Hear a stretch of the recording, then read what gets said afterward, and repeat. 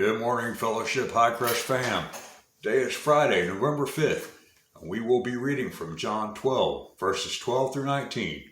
And here's what it says. The next day, the news that Jesus was on the way to Jerusalem swept through the city. A large crowd of Passover visitors took palm branches and went down the road to meet him. They shouted, "Praise God! Blessings on the one who comes in the name of the Lord! Hail to the King of Israel!" Jesus found a young donkey and rode on it, fulfilling the prophecy that said, "Don't be afraid, people of Jerusalem. Look, your king is coming, riding on a donkey's colt."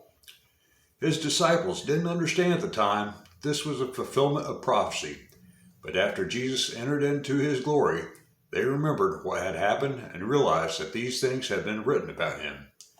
Many in the crowd had seen Jesus call Lazarus from the tomb, raising him from the dead, and they were telling others about it. That was the reason so many went out to meet him, because they had heard about this miraculous sign. Then the Pharisees said to each other, "There's nothing we can do. Look, everyone has gone after him." This is the word of the Lord. For the better part of Jesus' ministry, he had kept his identity as Messiah pretty low key, but here near the end of his earthly mission, he was proclaiming himself king.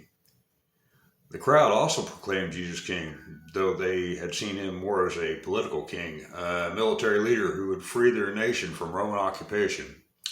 They proclaimed him king because of what they thought he could do for them. And much like the crowd, some follow Christ for what he can do for us. We might even buy into the whole prosperity gospel nonsense, that if we're good church people, God will bless us with a big old pile of money to sleep on, or whatever our heart desires.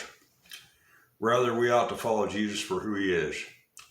Wonderful Counselor, Mighty God, Everlasting Father, the Prince of Peace, the Lord, Master, the Lamb, Christ, and the Son of God. Thanks for joining, and we will see you Sunday.